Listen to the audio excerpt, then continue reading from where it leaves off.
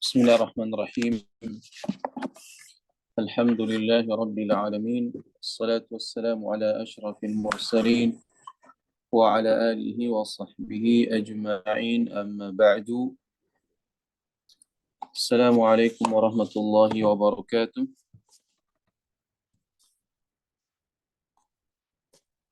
إن شاء الله أيها الكرام، في هذه الليلة atau malam ini kita kembali melanjutkan kajian kita terkait dengan kitab Lubul Usul di Syekhul Islam Zakaria Al-Ansari rahimahullah. Pada pertemuan yang telah lalu kita telah usai membahas terkait dengan hukum syar'i, baik itu dari sisi hukum taklifinya dan begitu juga hukum wad'i. Adapun sekarang kita akan masuk dalam kajian muqaddimat fi ilmil kalam ini. Baik, beliau mengatakan wadalilu ma yumkinu tawassulu bi sahihin nadhari fihi ila matlubin khabari.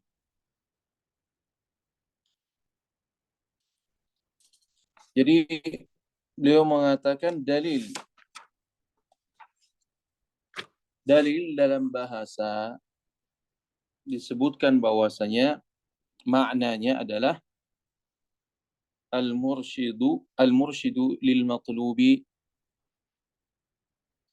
ala makna annahu fa'ilu ad-dalalah wa mudhiruha. Jadi dalil itu secara bahasa maksudnya adalah al-mursyid lil matlub atau ilal matlub. Ini makna yang pertama. Kemudian yang kedua, bahwasanya dalil ini adalah ma bihil irsyad, katanya. Ma bihi, yaitu alladzi bihi al-irsyad. Dengannya seseorang akan mendapatkan petunjuk. Atau ringkasnya maksudnya adalah al-alamatu al-mansubatu li ma'rifati dalil. Jadi dia sebatas sebagai tanda yang diletakkan untuk mengetahui dalil. Contohnya seperti apa? Misalkan ada alam ini. Alam ini merupakan dalil akan keberadaan yang menciptakannya. Nah, ini dalil secara bahasa. Adapun secara istilah, mu'allif rahimahullah mengatakan ma yumkinu at-tawassulu bi sahihin nadhari fihi ila matlubin khabari. Ini definisi yang dikemukakan oleh beliau rahimahullah merupakan definisi di kalangan usuliyin. Adapun definisi di kalangan manatiqah, mereka mengatakan ismun li majmu'i al-muqaddimatain. Dimisalkan dia nama untuk dua muqaddimah yang menghasilkan sebuah kesimpulan hukum. Misalkan orang katakan al-alam hadithun, misalkan wa kullu hadithin, wa kullu hadithin lahu muhdith. Wa kullu hadithin lahu muhdith, katanya. Maka dia ingin sampai kepada kesimpulan fal alam lahu muhdithun. Jadi alam ini hadis, katanya. Setiap yang hadis harus ada yang muhdith. Berarti alam ini harus ada yang menciptakannya atau yang mengadakannya. Nah, inilah yang dinamakan sebagai dalil menurut ahli mantiq. Sedangkan definisi dalil yang dikemukakan oleh usuliyin ini lebih umum daripada definisi yang tadi. Karena menurut di ahli usul, ma yumkinu at-tawassulu. Jadi segala cara ma yumkin yang memungkinkan untuk sampai. Nah, bi sahihin nadhari fihi, An-nazar as-sahih itu dengan cara nazar yang sahih. Fihi. Sahih nazar ini tidak hanya pada dalam bentuk muqaddimah, bisa juga karena melihat sesuatu. Oh, ini kalau ada misalkan orang katakan ada misal apa ya? Misalkan ada, kalau ada api misalkan dia lihat semacam dukhan. Nah, ada dukhan ini petanda ada api. Nah, ini matlub khabari kan gitu. Atau misalkan ada alam ini berarti ada yang menciptakannya.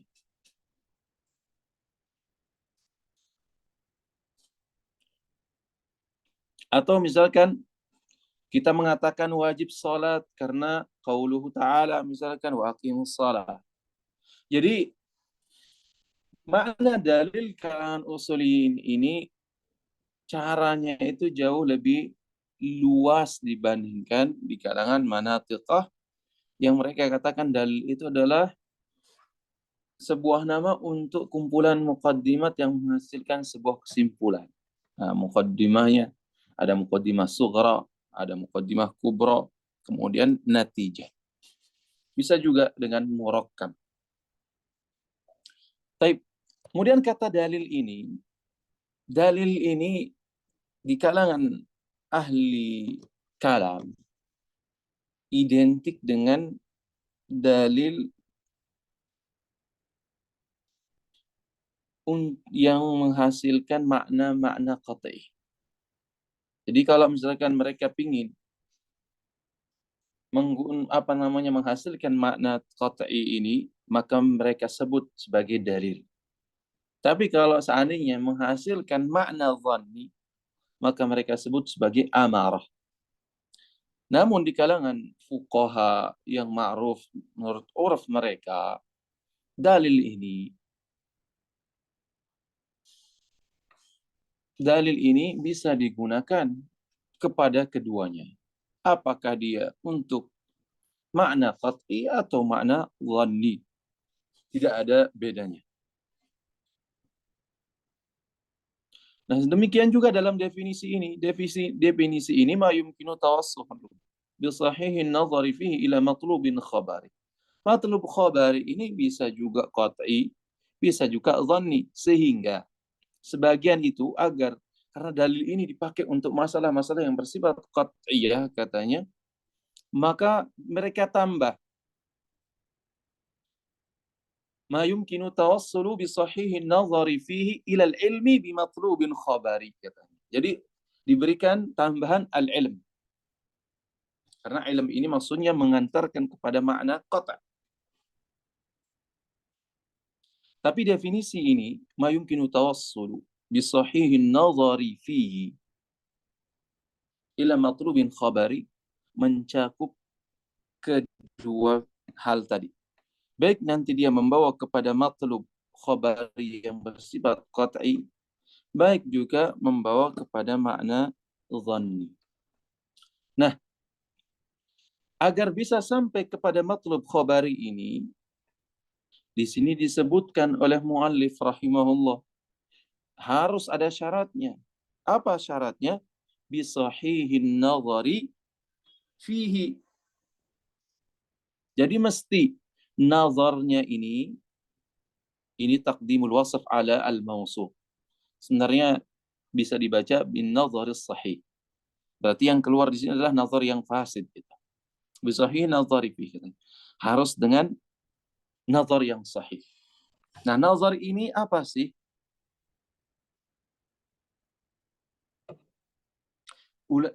Beliau menyampaikan nanti definisi nazar ini. Bahwasanya nazar itu wal fikru al-muaddi ila ايش؟ ila qat'in aw dhannin. Jadi fikr yang mengantarkan seorang kepada makna qata' atau hukum qata' atau hukum dhann. Nah, inilah namanya nazar. Sedangkan fikr, nah perlu lagi kita mendefinisikan fikr ini. Fikir ini adalah harakatun nafs. Harakatu an-nafsi fil ma'qulat.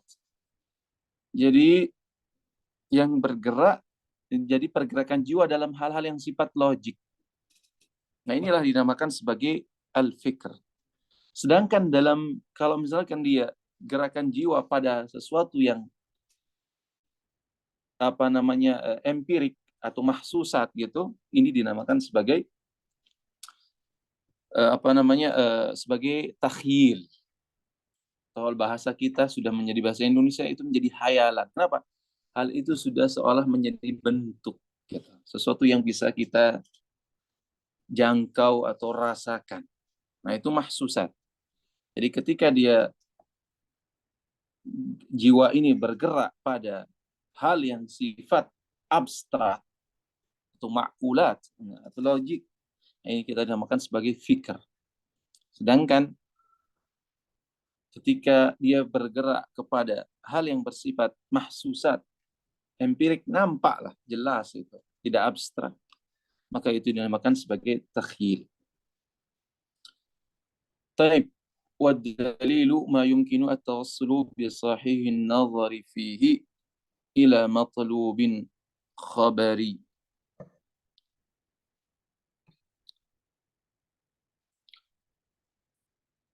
Lalu beliau mendefinisikan ilm. Wal ilmu indana. Maksudnya ilm di sini apa? Maksudnya ilm di sini adalah natijah dari nazar itu. Yani natijah. Kesimpulan setelah nazar. Jadi kita nih, ketika melihat sesuatu, ketika kita ingin menghukumi sesuatu. Nah, hukum yang disimpulkan setelah melakukan nazar ini, apakah dia muktasab, dicapai dengan muktasab, atau dicapai dengan, maksudnya dicapai dengan kasab kita, atau dia dicapai dengan darurat, atau ittirar katanya, dengan cara ittirar. Artinya sesuatu, kalau orang sudah nazar, tentunya katanya akan melahirkan yang namanya kesimpulan. Itu sudah otomatis. Mau tidak mau. Nah, ya, makanya dinamakan sebagai nazari katanya. Jadi ilmu indana aqiban nazar, kata ilm. Jadi kepada kesimpulan setelah seseorang melakukan nazar ini,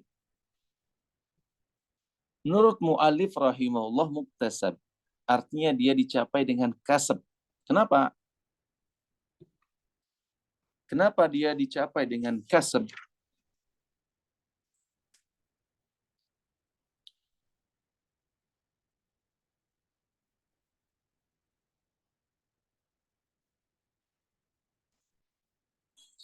Karena husul al-ilmi ini, artinya tercapainya sebuah kesimpulan ini kan dicapai setelah seseorang nazar. Nazaril muktasib ini. Jadi orang yang berusaha ini. Maka sangat tepat kalau dia dinamakan kesimpulan yang dicapai ini sebagai muktasab. Ini adalah pendapat yang asah menurut beliau. Artinya di sana ada pendapat yang diselisih, yaitu yang mengatakan bahwasanya ilmunya adalah daruri. Jadi ini pendapat yang menyelisihi apa yang dipilih oleh muallif rahimahullah. Adapun yang mengatakan bahwasanya itu adalah daruri, kenapa? Karena otomatis orang ketika melakukan nazar lalu muncullah kesimpulan. Nah, kesimpulan ini kan tidak bisa ditolak katanya. Sehingga karena itu sudah otomatis kalau seorang telah mengikuti nazar yang sahih lalu muncul sebuah kesimpulan hukum tertentu, maka itu otomatis tidak bisa ditolak. Maka beliau katakan ini ilmu yang dicapai setelah nazar adalah ilmu nazarin daruri. Taib.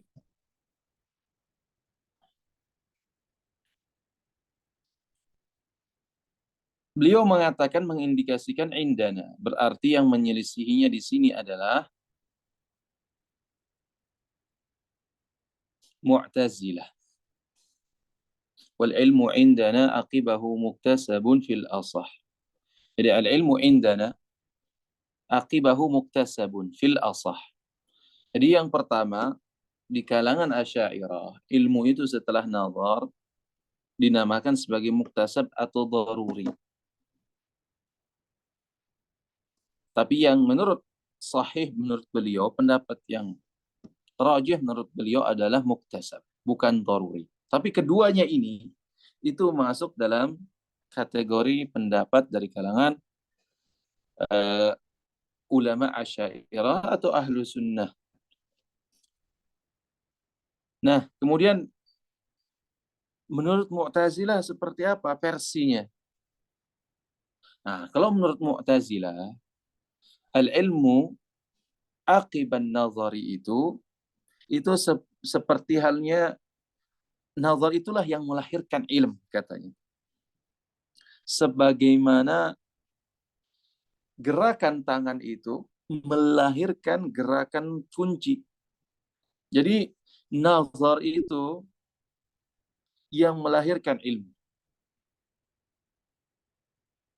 Seperti halnya gerakan tangan kita itu menyebabkan bergeraknya kunci. Nah, ini menurut Mu'tazilah. Begitu juga dzan. Dzan itu merupakan dilahirkan oleh nazar. Sebagaimana ilm dilahirkan atau diwujudkan oleh ilm.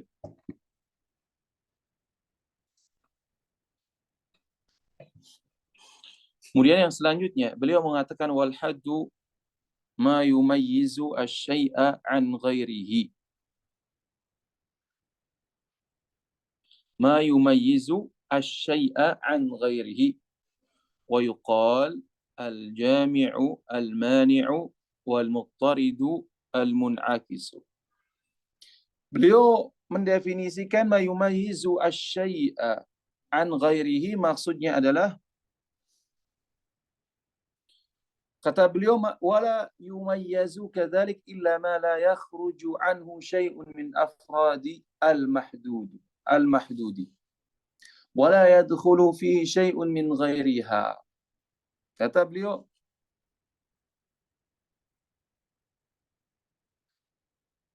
wala yumayyazu kadzalika illa ma la yakhruju. Tidak mungkin, katanya, dipisahkan kecuali sesuatu yang tidak keluar darinya, satu pun dari afradil mahdudnya. Artinya ini sebenarnya definisi al-jami'. Jadi yadkhulu fihi kullun yata'allaq bi afradi al-mahdud. Sebenarnya itu yang ingin beliau sampaikan. Karena beliau mengatakan ma la yakhruj anhu syai'un min afradil mahdud. Jadi enggak ada yang keluar sesedikit pun dari yang merupakan afrad mahdud ini sendiri. Dan tidak masuk ke dalamnya wala yadkhulu fihi syai'un min ghairiha, dan tidak masuk ke dalamnya, ke dalam mahdud ini, selain daripada afrad mahdud itu sendiri. Nah, ini yang dinamakan mani. Makanya beliau katakan sebenarnya hanya beda ungkapan saja. Wa yuqalu al-jami'u al-mani'u. Al-jami' la yakhruju anhu syai'un min afradil mahdud. Ini namanya jami'. Artinya dia mencakup semua yang bagian daripada mahdud itu sendiri. Sedangkan mani' tidak masuk ke dalamnya sesuatu yang bukan bagian mahdud itu sendiri atau afrad mahdud itu sendiri. Ini mani'. Nah, lalu muttarid. Jadi had itu juga didefinisikan sebagai al-muttarid wal mun'akis. Wal muttarid maksudnya adalah kullama wujida al-haddu wujida al-mahdud. Jadi setiap ada had, maka ada mahdud. Jadi kalau kita katakan setiap ada fikih, ya ada, misalkan kita katakan fikih itu apa? Al-ilmu bil ahkam asy-syar'iyyah, al-amaliyah, misalkan. Allati tariquha al-ijtihad. Ini hadnya. Nah, kullama wujida al-had, wujida al-mahdud. Jadi masail fikih semua itu ada. Atau ketika kita katakan usul fiqh itu apa sih? Katanya adillatul fiqhi al-ijmaliyah ila akhirih. Nah, kullama wujida al-had, wujida al-mahdud.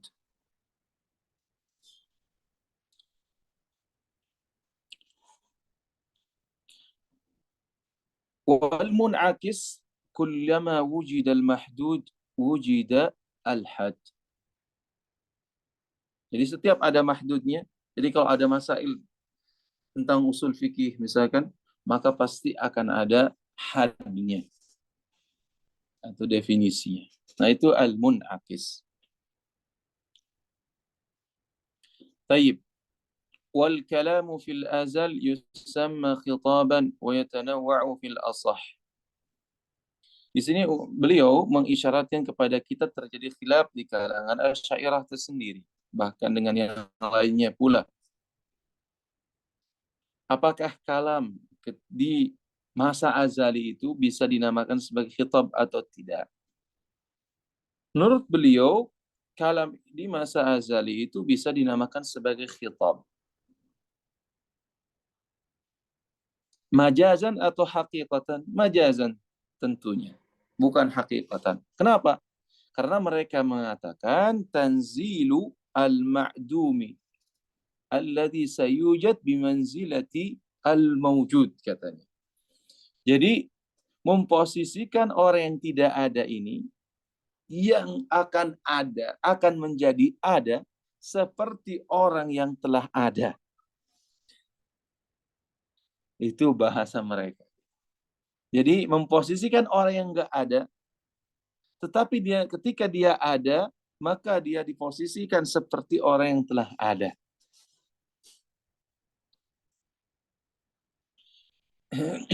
Sehingga kalam itu bisa dinamakan sebagai khitab.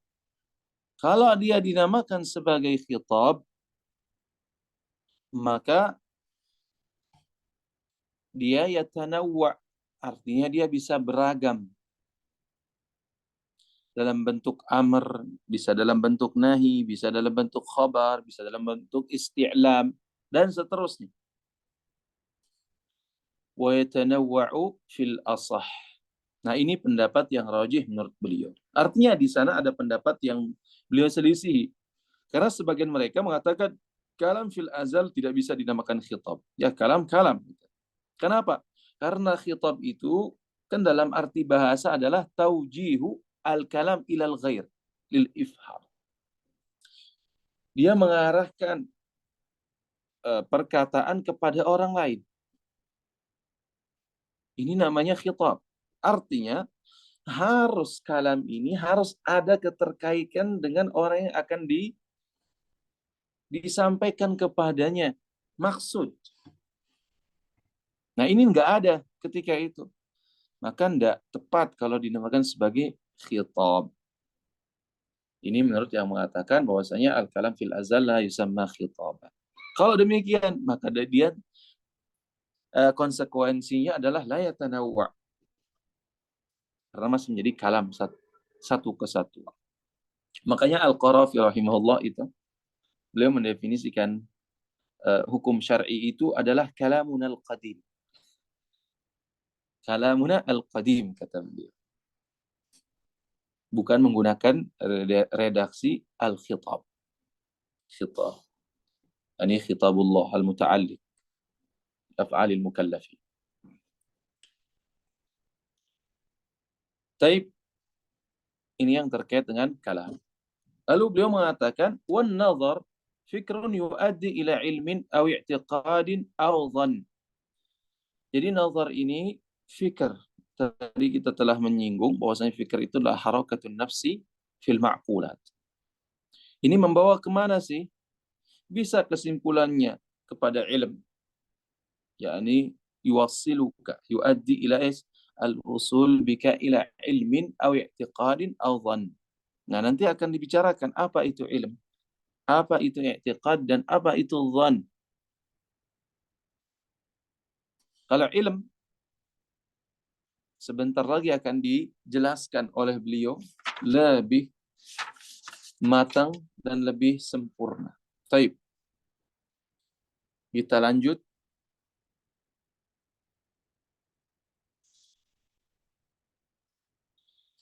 Wal idraku bila hukmin tasawwurun, katanya.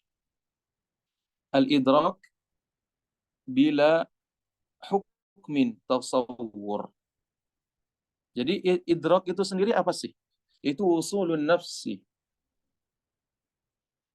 ila tamamil ma'na min nisbatin aw ghairiha.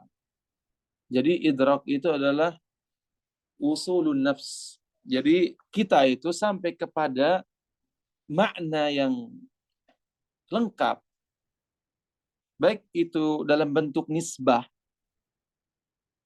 baik juga tidak dalam bentuk nisbah. Artinya nisbahkan sesuatu pada sesuatu yang lain, atau kepada makna mufrad atau makna yang sudah yang sudah terkait satu dengan yang lainnya. Nah, ini namanya idrak. Nah, idrak yang tanpa nisbah inilah yang dinamakan sebagai tasawwur. Makanya wal idraku bila hukmin tasawwurun. Jadi kalau kita lihat misalkan al-insan. Udah, insan itu adalah a karena dia dipaham, idrak ini dipaham, tasawur ini diketahui atau dipahami lewat ta'rifat. Jadi kalau kita ingin tahu usul fikih itu apa sih? Maka kita tidak akan bisa tahu kecuali dengan ta'rifat. Apa sih usul fikih itu? Maka kita definisikan baik dari sisi idhafi maupun dari sisi tarkibi. Ini masih dalam bentuk tasawur. Dia belum nisbah kepada apapun. Apa tasawur, usul fikih itu baik atau tidaknya. Nah, ketika kita kata usul fikih mufid misalkan, nah kita sudah masuk kepada langkah yang kedua. Jadi tasdik ini dibangun di atas apa? Di atas tasawur. Wa bihi tasawurun bitasdiqi. Wa huwa al-hukm, katanya. Jadi tasdik itu adalah hukum. Wa bihi maksudnya adalah wa bil hukmi tasawurun bitasdiqi. Wa huwa al-hukmu. Nah, ini perbedaan antara tasawur kita mengetahui lafal sesuatu tanpa ada nisbah apapun. Jadi kepada makna mufrad saja. Sedangkan tasdiq itu mesti dia ada nisbah dengan yang lainnya. Sehingga kita tahu bahwasanya misalkan Muhammad qaim. Nah, ini sudah hukum.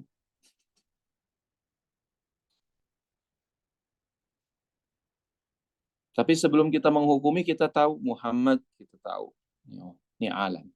Qaim ini merupakan sim fa'il. Kan gitu. Kemudian nisbah di antara keduanya, kemudian hukumnya. Jadi ini kita nisbahkan qiyam ini kepada siapa? Kepada Muhammad. Hukumnya, Muhammad sedang berdiri. Ini hukum.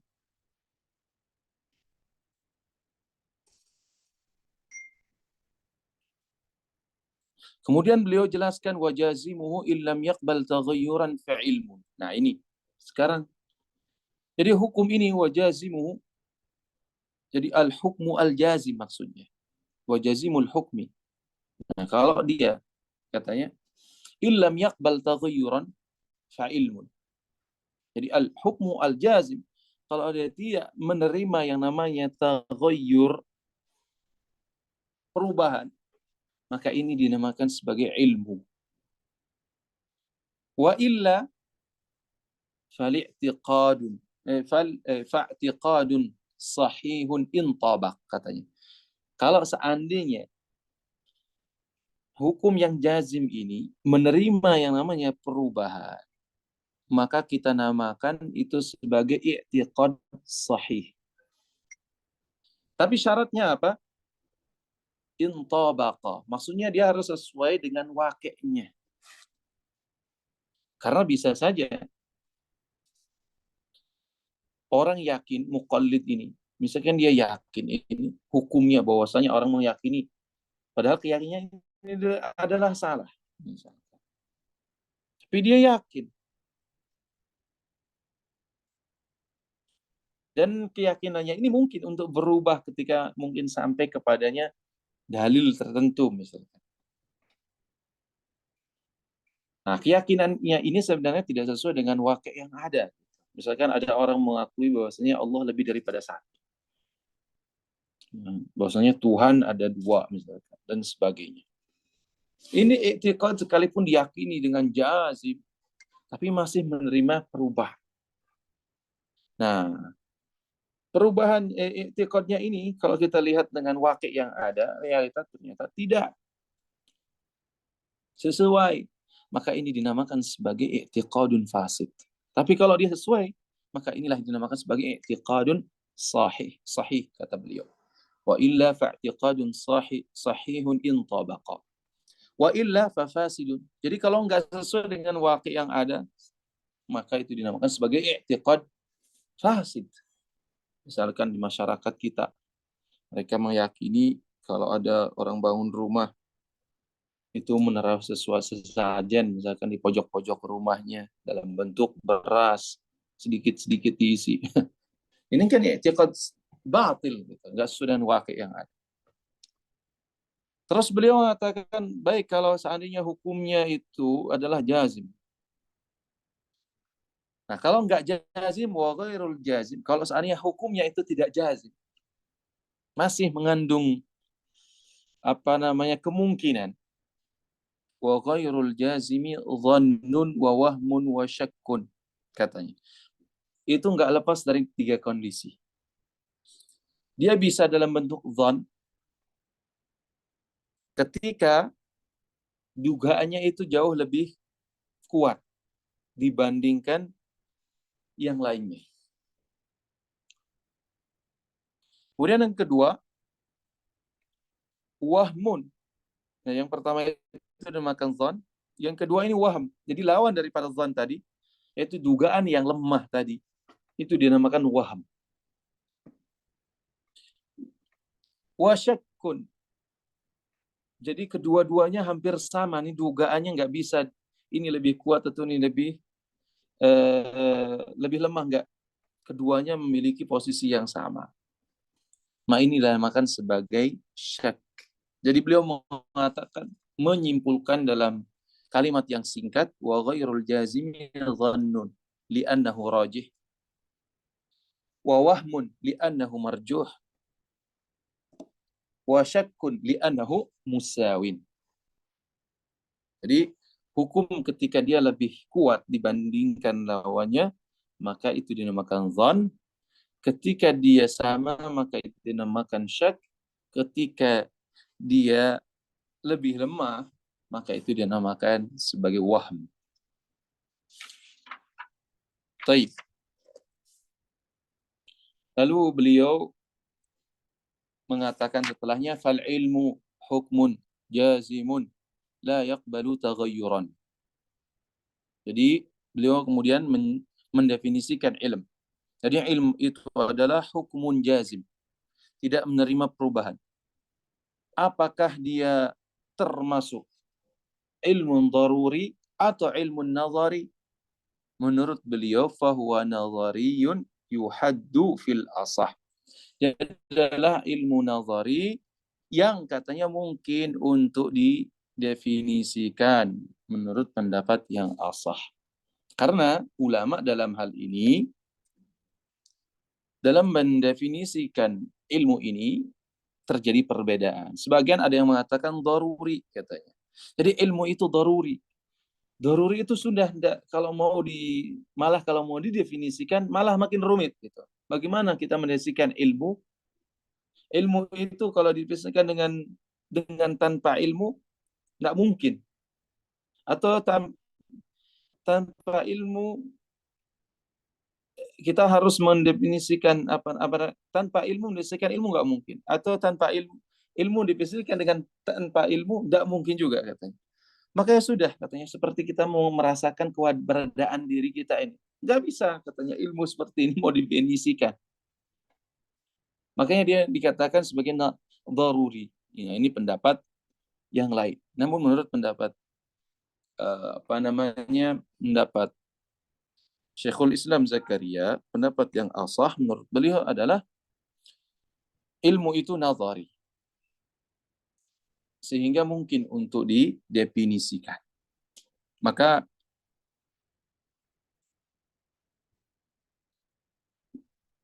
beliau katakan hukmun jazimun la yaqbalu taghayyura. Nah, itulah yang dinamakan sebagai definisi uh, hukum ilm, maaf.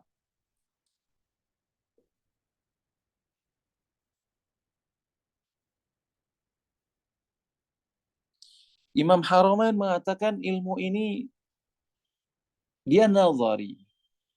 Tapi kalau mau didefinisikan itu sulit sekali katanya. Jadi sulit karena harus kepada makna yang sangat detail sekali. Ini kata Imam Haramain rahimahullah. Jadi harus penuh ketelitian karena saking apa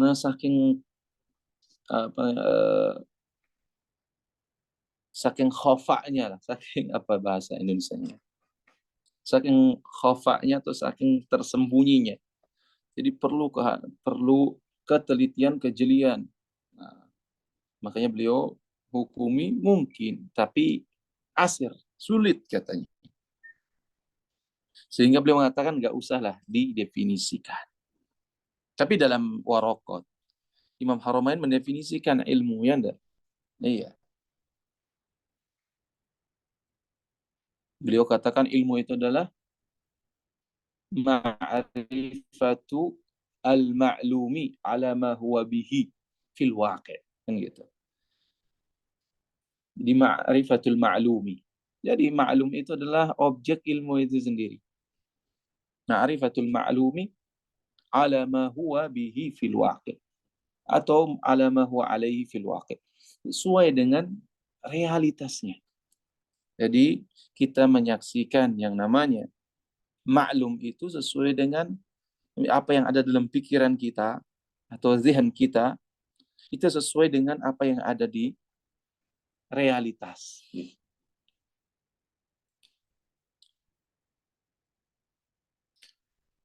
Lalu beliau mengatakan baik, kalau ilmu itu adalah hukmun jazim la yaqbalu taghayyura. Dan bahwasanya dia merupakan ilmu yang bersifat nazari sehingga mungkin untuk didefinisikan sebagaimana yang kita sebutkan. Apakah ilmu itu mutafawit atau ilmu itu enggak mutafawit? Jadi ilmu itu ya satu saja gitu. Jadi ilmu kita kepada misalkan kita tahu misalkan nih 1 tambah 1 itu 2. Sama ilmunya dengan kita mengetahui bahwasannya 5 kali 20 itu adalah 100. Atau 5 kali 55 kali 22 itu sama ilmu. Atau berbeda. Atau ilmu itu ya tafawat. Tentunya beda pengetahuan kita katakan al-wahid apa namanya juz'u al-itsnain misalnya. 1 itu sebagian daripada 2. Apakah sama dengan orang mengatakan misalkan ashar juz'u al-ishrin, ya kan? Apakah ini sama? Atau misalkan apalagi kalau pakai teori-teori tertentu lagi yang rumit itu. Apakah ilmu kita satu satu dengan 1 tambah 1 ini 2 sama dengan ilmu kita mengetahui bahwasanya A dan A tambah B sebagai sama dengan misalkan ini itu. Apakah ini sama atau tidak? Itu. Kata beliau, qala al-muhaqqiqun wala yatafawatu illa bi kathrati al-muta'allaqat. Jadi ilmu ini katanya enggak mutafawit fi dzatihi. Ilmu ini enggak mutafawit ya satu katanya, kecuali bi kathrati al-muta'allaqat. Jadi kecuali kalau dia terkait dengan muta'allaqatnya.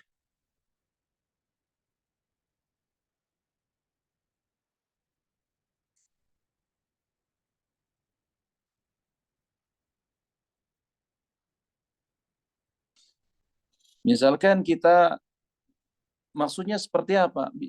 Yaitu ilmu itu mutafawit ketika dia terkait dengan muta'allaqatnya. Misalkan katanya, kita mengetahui tiga hal tentu berbeda katanya dengan kita mengetahui dua hal. Nah, sekarang ini maklumnya muta'addid, ya enggak? Objek yang kita ketahui ini berbeda. Apakah sama? Ini kan termasuk muta'allaqatul ilmi.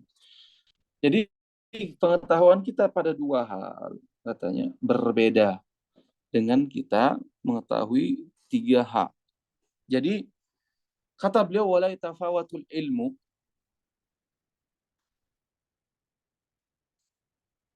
misalkan jadi tidak ada perbedaan antara ilmu daruri dan ilmu nazari, semuanya sama katanya. Nggak ada perbedaan antara keduanya. Namun yang berbeda ketika dia terkait dengan muta'allaqatnya.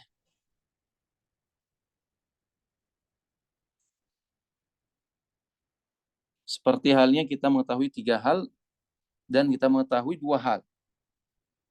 Hal ini berpijak pada jadi kesamaan ilmu. Yani ada muta'addidul ilm. Jadi ilmu itu satu, tapi karena maklumatnya ini berbilang, maka tentunya katanya berbeda. Jadi kalau ilmu itu sendiri, maka dia tidak mutafawit, baik itu terkait dengan ilmu nazari maupun daruri katanya. Tapi kalau terkait dengan muta'allaqatnya, seperti kita mengetahui dua hal dan mengetahui tiga hal, ini tentunya berbeda. Ini muta'allaqatul ilm. Jadi di sana baru ada perbedaannya, ada tafawut, ada tafawutnya di sana. Jadi pengetahuan kita pada dua hal berbeda dengan tiga hal atau empat hal atau 10 hal.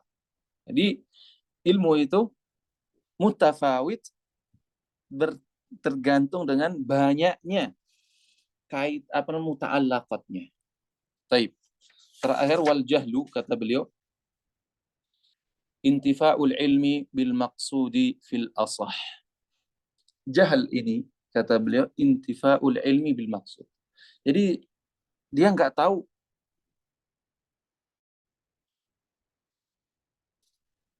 pada apa yang dimaksudkan. Bil maqsudi fil asah.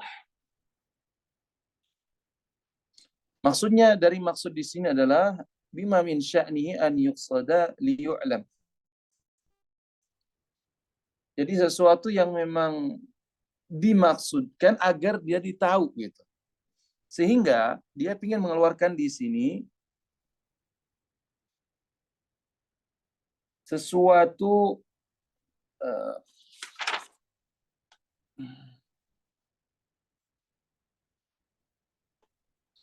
jadi sesuatu yang tidak perlu diketahui atau tidak dimaksudkan.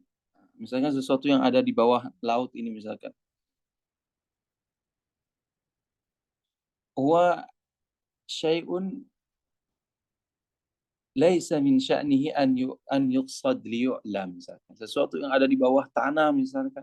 Itu sesuatu yang sesuatu yang tidak dimaksudkan agar diketahui kan gitu. Artinya sesuatu yang tersembunyi itu hal yang tidak diketahui sehingga orang yang tidak mengetahui hal tersebut tidak bisa dikatakan sebagai jahil karena memang tidak dimaksudkan untuk diketahui gitu. Jadi kalau ada sesuatu yang memang harus diketahui dimaksudkan untuk diketahui, lalu dia tidak tahu, maka itu dinamakan jahil. Nah, misalkan anggaplah thalibul ilmi ini, belajar thalibul usul ini, dia mesti mengetahui tentang susunan ilmu usul seperti apa, sejarahnya dan sebagainya. Lalu dia tidak tahu hal tersebut, padahal dia termasuk sya'an perkara yang mesti dia dimaksudkan yang harus diketahui gitu. Tapi dia tidak ketahui, maka ini dinamakan sebagai jahil. Lalu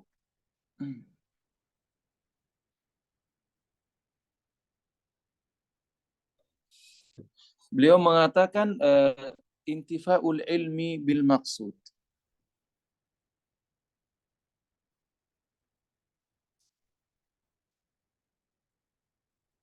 Di sini beliau ingin memberikan isyarat bahwasanya definisi yang kami kemukakan ini mencakup dua hal, yaitu pertama al-jahlul basit, yang kedua adalah al-jahl al-murakkab. Jadi ketika beliau mengatakan sesuatu yang perkara yang mesti dimaksudkan lalu diketahui ini nggak lepas dari dua kondisi. Dia memang tidak tahu sama sekali. Nah, ini dimanakan sebagai jahal al-basit. Atau dia tahu, namun tidak sesuai dengan realitanya. Maka ini dinamakan sebagai jahal al-murakkab. Misalkan ditanya, di mana Mekah? Dia jawab, oh, dia bayangkan Mekah itu ada di Afrika misalkan. Nah, ini termasuk masuk dalam kategori jahal al-murakkab. Dia tidak tahu tentang Mekah, lalu menjawab tidak sesuai dengan realitanya. Sehingga dia dinamakan sebagai jahal murakkab. Taib. Yang terakhir adalah as-sahwu. Beliau definisikan sahwu ini al-ghaflatu anil ma'lumi. Jadi ghaflah anil ma'lumi. Ghaflah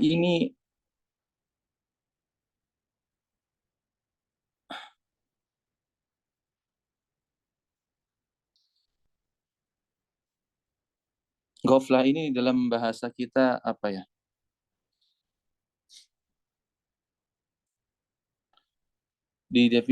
Diartikan sebagai apa bahasa yang tepat dengan ghaflah ini, kalau kita definisikan sebagai lupa dari objek ilmu itu sendiri, apakah tepat juga dinamakan sebagai anisyan? Karena nisyan kita artikan juga sebagai lupa. Padahal antara lupa sahu dan nisyan ini ada perbedaan yang mendasar. Kalau lalai tafrid ya, lebih tepat dengan menggunakan lafal tafrid. Sujudus sahwi karena dia lupa, tapi lupanya itu tidak mendalam gitu. Kalau lupa nisyan itu sahwi ini lupa tapi dia masih tersimpan dalam memori. Dia tidak memerlukan untuk mengulanginya lagi. Berbeda dengan, jadi makanya orang yang sahwu ini kalau dikasih tahu langsung dia ngah gitu, langsung paham. Berbeda dengan nisyan ini. Nisyan ini betul-betul hilangnya hafalan.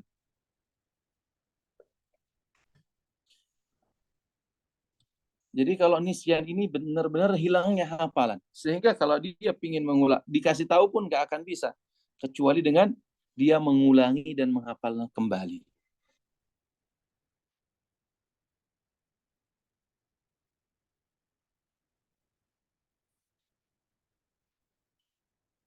Makanya sebagian sampai ada yang membedakan. Jadi yang namanya nisyan itu katanya hilangnya ilmu dari mana?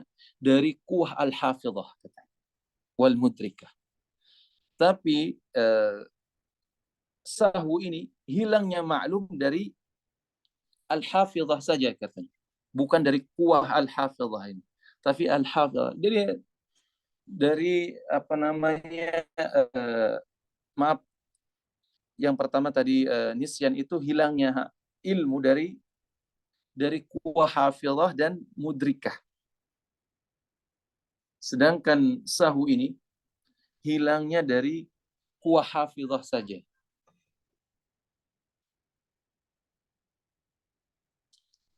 Taib. Itu perbedaan antara sahu dan nisyan. Jadi kalau bisa kita lihat dari sisi yang lain, bahwasanya sahu itu atau nisyan itu lebih umum atau lebih khusus daripada sahu? Nah, ya, Eko. Mana yang lebih umum? Lebih umum Sahu. nisyan. Oh, iya. Kenapa? Dikarenakan dia lebih sulit untuk diingat. Nisyan itu pasti sahu atau orang sahu pasti nisyan? Orang nisyan pasti sahu. Iya. Berarti dia cakupannya lebih umum. Ya enggak?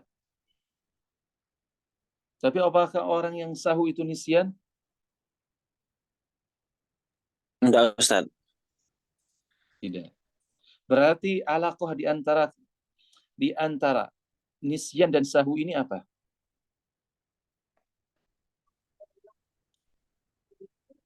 Umum khusus mutlak. Umum khusus mutlak. Betul. Baik. Kita ambil sedikit lagi ya terkait dengan apa ini? Terkait dengan al-asahhu anna al-hasana ma yumdahu alaihi wal qabihu ma yuzammu alaihi fama la wala wasitatun wa anna jaizat tarki laysa biwajibin. Kita agak ngebut. Jadi al-asahhu katanya pendapat yang menurut beliau rajih bahwasanya al-hasan ma yumdahu alaihi. Karena definisi al-hasan apa sesuatu dianggap bagus itu ada beberapa definisi ulama terkaitnya. Ada yang mengatakan hasan itu adalah al-ma'dzunu wa fi'lu ghairul mukallaf katanya. Jadi hasan itu ada yang mengatakan al-ma'dzunu. Jadi kalau al-ma'dzunu berarti masuk ke dalamnya adalah wajib, mandub, mubah. Karena semuanya ma'dzun. Nah, kemudian ada yang mengatakan ya, hasan itu juga bisa dikatakan fi'lu ghairul mukallaf. Fi'lu ghairil mukallaf itu termasuk hasan. Seperti sabi, seperti majnun, seperti orang yang ghafil atau sahu. Itu semua bisa dikategorikan sebagai hasan. Namun menurut mu'allif rahimahullah, hasan itu adalah ma yumdahu alaihi. Jadi definisi yang beliau kemukakan ini nggak masuk ke dalamnya adalah al-mubah. Karena mubah itu la yumdah wala yudham. Kan gitu. Jadi hasan itu ma yumdahu alaihi, yang dipuji menurut beliau. Jadi masuk ke dalamnya hanya wajib dan mandub saja. Di mubah itu tidak masuk ke dalam. Wal qabihu ma yudhammu alaihi. Fama la wala wasitatun katanya. Adapun qabih yaitu ma yuzammu alaihi. Pokoknya yang tercela, yang dicela itulah yang dinamakan sebagai qabih. Ada yang mendefinisikan enggak? Di qabih itu al-manhiyu an. Definisi menggunakan al-manhiyu an itu lebih umum. Karena yuzam itu adalah apa? Al-haram. Adapun makruh, apakah yuzam atau enggak? Fa'iluhu. Ya, ikhwah. Orang yang melakukan makruh atau khilaful aula, apakah dia yuzam atau enggak yuzam?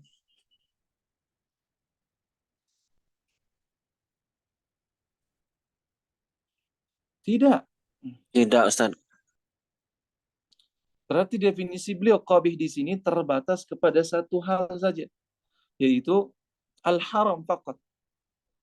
Nah, kalau kita definisikan wal qabihu al manhiyu an, ini mencakup apa saja? Al-haram. Kemudian makruh. Karena makruh itu kan manaha anhu syari'u nahyan ghairu jazim. Wala yuzammu ala fa'ilihi. Wal qabih wa khilaful aula. Nah, khilaful aula. Ini kalau kita definisikan qabih sebagai al-manhi anhu atau ghairu ma'zunin. Nah, ghairu ma'zun ini masuk ke dalamnya juga, yaitu al-haram. Cuman bedanya adalah ini jazim atau enggak jazim gitu saja. Fama la wala wasitah. Ada yang mengatakan la yuzammu wala yumdahu. Nah, ini masuk dalam kategori apa? Apakah dia dinamakan hasan atau dinamakan qabih? Enggak. Nah, kalau demikian, berarti ini wasitah antara hasan dan qabih. Apa itu? Menurut Imam ini, beliau sepertinya cenderung dengan pendapat Imam Haramain rahimahullah yang mengatakan bahwasanya makruh ini la yuzammu wa la yumdahu alaih. Berarti dia di antara keduanya. Dinamakan sebagai makruh. Atau juga bisa mubah ini. Karena mubah itu kan la yumdahu ala fi'lihi wa la yuzammu ala tarkihi.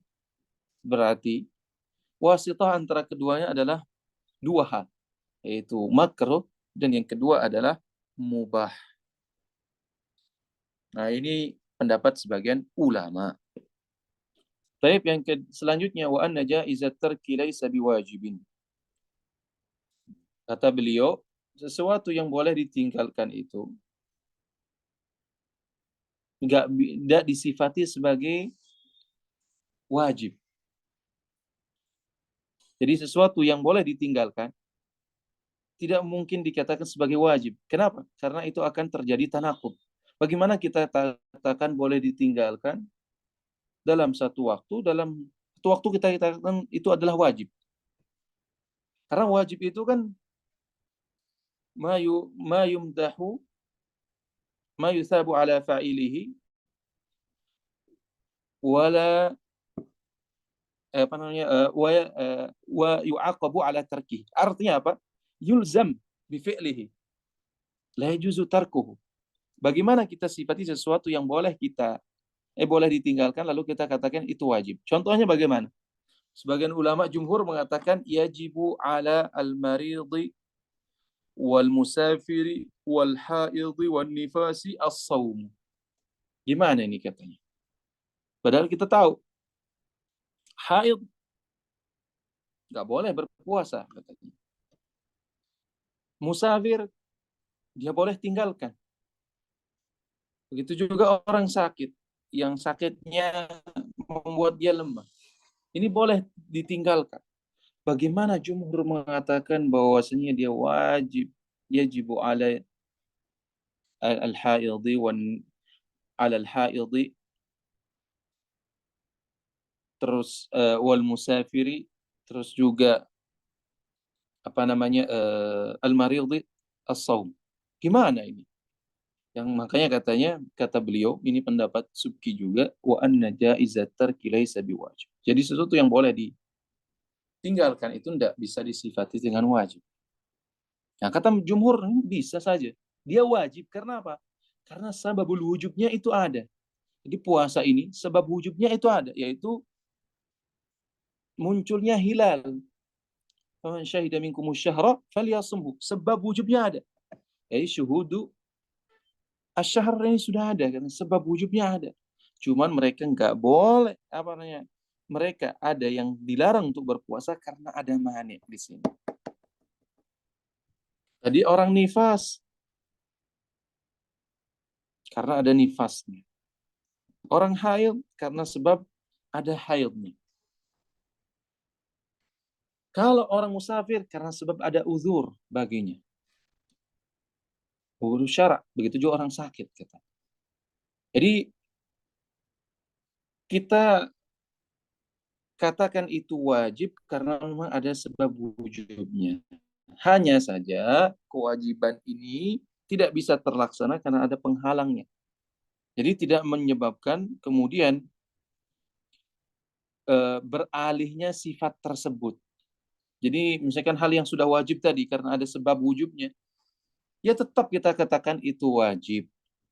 Adapun kenapa ditinggalkan? Karena ada sebab maniknya. Karena ada maniknya atau karena ada uzurnya. Tapi orang mengatakan enggak. Sesuatu yang boleh ditinggalkan nggak bisa disifati wajib. Karena itu akan terjadi kontra logika gitu. Pertentangan dalam logikanya. Gimana dikatakan wajib tapi boleh ditinggalkan. Sedangkan hakikat wajib itu yaitu harus dilakukan. Ini nggak harus dilakukan. Gimana? Nggak mungkin katanya. Makanya kita katakan jaizut tarki laisa biwajib. Kalau berbeda pendapat di kalangan ulama. Baik. Kalau apa namanya?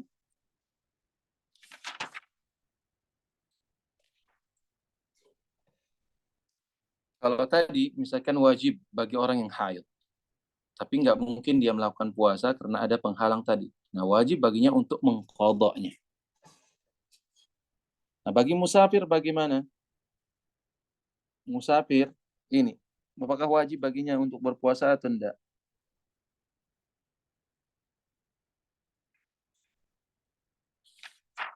Begitu juga kalau orang sebagian ulama ada yang mengatakan boleh wajib puasa bagi orang musafir, tapi tidak dengan orang haid, dengan orang yang sakit.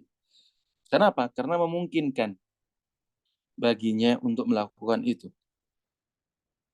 Adapun orang yang sakit enggak, karena dia kan nggak memungkinkan biasanya.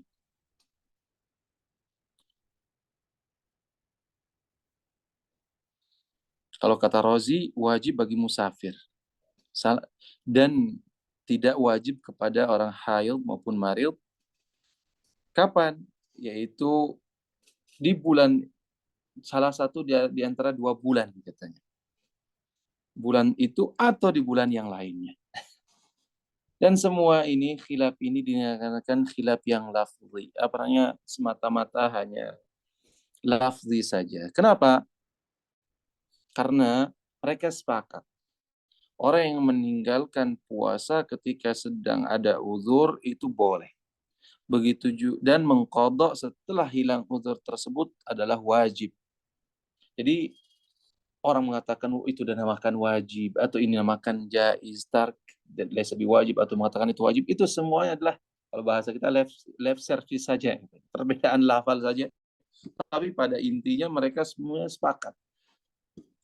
Orang yang meninggalkan puasa karena sebab uzur maka itu dibolehkan, dan ketika hilang uzur tersebut maka wajib baginya untuk mengqadha.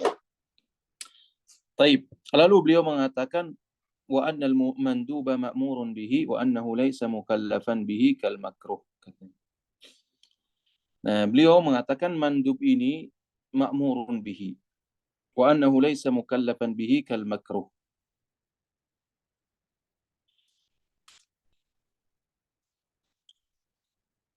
Binaan ala anna taklifa ilzamu ma fihi kulfatun la talabuhu. Jadi mandub ini apakah dia ma'murun bihi haqiqatan atau majazan katanya. Kata beliau ma'murun bihi haqiqatan. Ma'murun bihi haqiqah. Jadi mandub ini ma'murun bihi. Ini semua terjadi perbedaan ini karena sebab lafal amara ini. Lafal amara. Apakah dia haqiqah fil wujub atau enggak? Atau dia lafal mushtarak antara ilzamul fi'l wa adam ilzamil fi'l. Jadi apakah lafal amara ini termasuk lafal yang mustarak? Jadi mencakup yang wajib dilakukan dan tidak dilakukan. Artinya yang dianjurkan. Atau dia hakikat maknanya pada apa yang harus dilakukan. Bagi yang mengatakan bahwasanya amara ini merupakan lafal yang digunakan untuk makna wajib hakikatan, maka mereka katakan mandub ini nggak masuk dalam kategori amr hakikatan. Laisa ma'muran hakikatan. Adapun ketika dia dimasukkan ke dalamnya itu mimbabi al-majaz saja. Tapi bagi mereka mengatakan bahwasanya lafal amara ini merupakan lafal mustarak. Jadi ada qadar untuk wajibnya, ada juga qadar untuk nadabnya. Maka mandub ini bisa masuk dalam kategori ma'murun bihi haqiqatan, bukan majazan.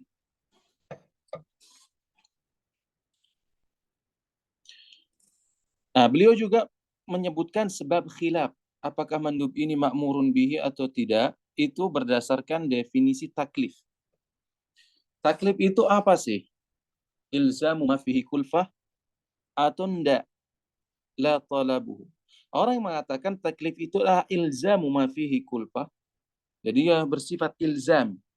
Maka yang masuk dalamnya hanyalah wajib saja.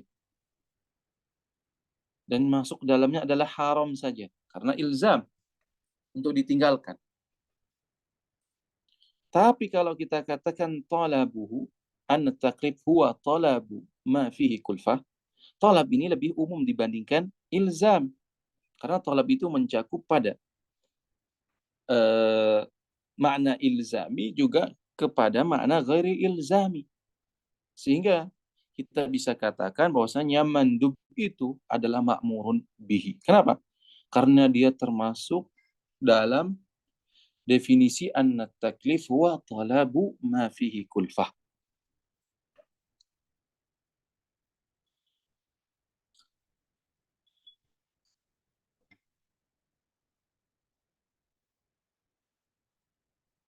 Wa annahu laisa mukallafan bihi kal makruhi, katanya.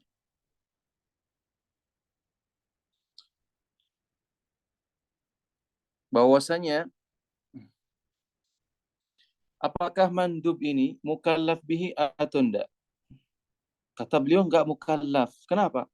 Karena kami definisikan taklif itu sebagai ilzam ma fihi kulfah. Ilzam ma fihi kulfah. Bukan talabu ma fihi kulfah. Sehingga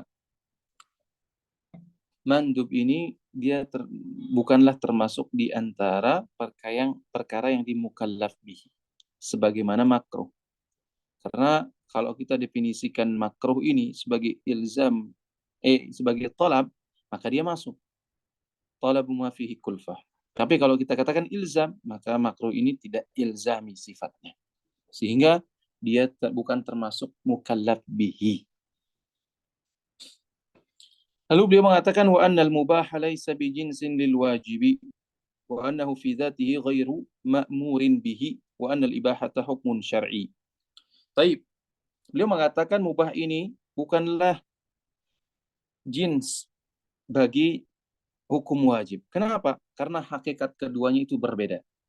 Hakikat mubah itu adalah at-takhir, ma khuyyira baina tarkihi wa fi'lihi. Dan ini munafin li haqiqatil wajib. Dan ini adalah berbeda dengan hakikat wajib. Hakikat wajib itu adalah ilzamul fi'li. La yajuzu tarkuh. Tidak ada khiyar di sana. Maka hakikatnya berbeda, katanya. Maka tidak bisa dikategorikan mubah ini merupakan jins daripada wajib itu sendiri. Tapi sebagian ulama mengatakan enggak. Mubah dan wajib ini satu jenis, katanya. Merupakan masuk dalam payung jenis yang sama. Kenapa? Wajib ini kan ma'zunun fih. Mubah juga ma'zunun fih. Jadi disatukan dengan lafal al-ma'zun. Karena wajib itu ma'dzun, mubah itu ma'dzun. Jadi ketemu di sini katanya. Sehingga bisa dikatakan mubah itu bagian daripada jins wajib. Hanya bedanya nanti turunannya katanya. Wajib itu ma'dzunun fihi wa ilzamul fi'li. Nah, ada tambahannya wa ilzamul fi'li. Sedangkan mubah itu enggak. Yaitu takhiru baina fi'lihi wa tarkihi. Ya takhir. Nah, jadi pada hakikatnya sebenarnya khilaf di sini bisa dikatakan khilaf lafzi saja. Seperti kata muallif rahimahullah. Wa annahu fi dzatihi ghairu ma'murin bihi. Jadi mubah itu fi dzatihi min haitsu dzatuhu. Mubah itu ya takhir. Dia tidak ma'mur bihi. Tapi ketika nanti dia terkait dengan yang wajib, dia bisa menjadi ma'mur bihi. Misalkan kita nih, jalan kaki itu mubah atau enggak? Mubah. Tapi nanti ketika dia terkait dengan hal yang nggak mungkin kita sampai kepada kewajiban, kecuali dengan jalan itu, maka jadi wajib itu yang mubah itu. Naik derajatnya. Makanya bagus mu'alif di sini mengatakan wa annahu fi dzati. Misalkan kita nggak mungkin bisa sampai ke masjid kecuali dengan jalan, misalnya. Maka jalan ini menjadi wasilah. Makanya mubah ini bisa naik jadi wajib, bisa menjadi mubah, bisa menjadi haram. Tergantung nanti dia terkait dengan maksudnya. Makanya kalau kita tujuannya misalkan olahraga ini, mubah saja. Tapi dia bisa menjadi pahala tatkala apa? Ketika maksud kita adalah untuk menguatkan dalam ibadah. Tapi dari sisi zatnya, mubah itu tidak ma'mur bihi. Kenapa? Idlah talab. Nggak ada perintah kita di sana, diperintah untuk melakukan itu. Itu hukum asalnya. Lalu beliau mengatakan wa annal ibahata hukmun syar'i. Jadi ibahah pada hakikatnya itu ada dua. Ibahah aqliyah yang kita kenal dengan istishab an-nafi al-asli, dan yang kedua ada ibahah syar'iyah. Nah, ibahah syar'iyah ini yang diambil dari nas gitu. Adapun yang tidak diambil daripada nas, nah ini dikatakan sebagai ibahah aqliyah atau istishab al-adam al-asli. Jadi beliau ingin nyatakan bahwasanya ibahah ini adalah hukmun syar'i. Jadi ibahah termasuk hukmun syar'i. Wal khulfu lafzi.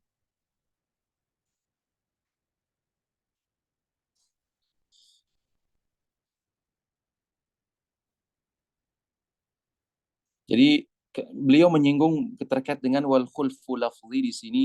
Jadi ada yang namanya Ka'bi mengatakan bahwasanya mubah itu ma'murun bihi. Jadi kata beliau, kata Ka'bi katanya, ini satu versi mengatakan bahwasanya mubah itu ma'murun bihi. Artinya dia wajib dong.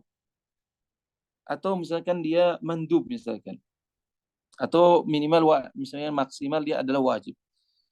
Karena apa? Karena nggak ada satu mubah pun kecuali katanya dengan mubah tersebut tercapai yang namanya meninggalkan sesuatu yang haram. Nah, kita tahu an-nahyu 'ani syai'i amrun bi dhiddihi katanya. An-nahyu 'ani syai'i amrun bi dhiddihi. Kita tidak mungkin meninggalkan sesuatu yang haram kecuali dengan melakukan yang lainnya. Nah, yang lainnya ini berarti hal yang mubah. Nah, mubah ini otomatis menjadi wajib katanya. Karena tidak mungkin kita meninggalkan yang haram kecuali dengan melakukan yang mubah ini. Sehingga yang mubah ini menjadi wajib.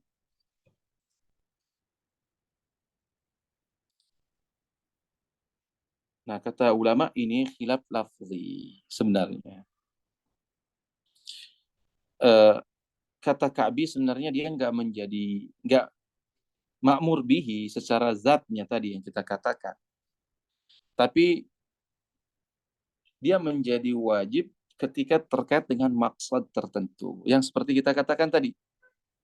Karena nggak mungkin kita meninggalkan yang haram ini kecuali dengan meninggalkan yang mubah ini. Jadi karena ada satu kondisi tertentu. Nah, kita juga sepakat akan hal itu. Bahwasanya kita tidak mungkin akan meninggalkan haram ini kecuali dengan melakukan hal yang lain. Maka hal yang lain yang mubah ya asalnya, itu bisa menjadi wajib kita lakukan. Jadi dengan demikian, perbedaan kita dengan Ka'bi itu semata-mata katanya khilaf lafzi saja. Baik. Oh, udah jam berapa ini? Maaf, ini kelamaan ternyata. Ada sedikit sekali. Wa anna al-wujuba idza nusikha baqiyal jawaz wa huwa adamul haraji fil asah katanya. Baik, kita ambil sedikit lagi. Bahwasanya kalau hukum wujub ini kalau dia dinasakh hukumnya apakah masih tersisa jawaz atau mandub? Sebagian ulama mengatakan kalau jawaz ini kan merupakan level tertinggi ini. Berarti setidaknya kalau dia dinasakh masih sisa yang mandub saja gitu. Tapi menurut yang sahih, menurut beliau, ini yang rajih menurut beliau adalah ketika hukum wujub ini dinasakh, maka yang tersisa adalah yang boleh. Kenapa? Karena wujub ini kan terangkai dari dua hal. Pertama, dia adalah ma'dzunun fi, yang kedua adalah ilzam. Maka ketika dihapus ilzamnya, maka yang tersisa apa? Ma'dzun, yaitu yang boleh dilakukan. Maka beliau katakan idza nusikha baqiyal jawaz. Wah, boleh katanya. Nah, lalu beliau mendefinisikan jawaz ini maknanya apa? Adamul haraj. Nah, adamul haraj ini mencakup seseorang beberapa hal. Pertama katanya, adamul haraj dalam melakukan atau meninggalkan. Berarti mencakup di dalamnya yaitu hukum mubah, dan yang kedua adalah hukum nadab, yang ketiga adalah hukum karahah, dan khilafu al-aula. Jadi adamul haraj di sini mencakup 4 hal. Pertama, nadab, ibahah, makruh, dan khilaf al-aula fil asah. Jadi jawaz di sini maknanya lebih umum dibandingkan mubah katanya.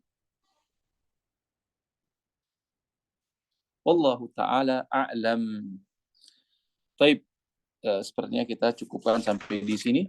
Nah, mungkin kalau dari ikhwah ada yang ingin bertanya, kita berikan waktu 10 menit saja sebelum kita tutup. Tafadhal. Mudah-mudahan apa yang saya sampaikan bisa dipahami ya, bisa dicerna. Kalau ada yang belum bisa dicerna, mohon ditanyakan atau diberikan tanbih. Tafadhal.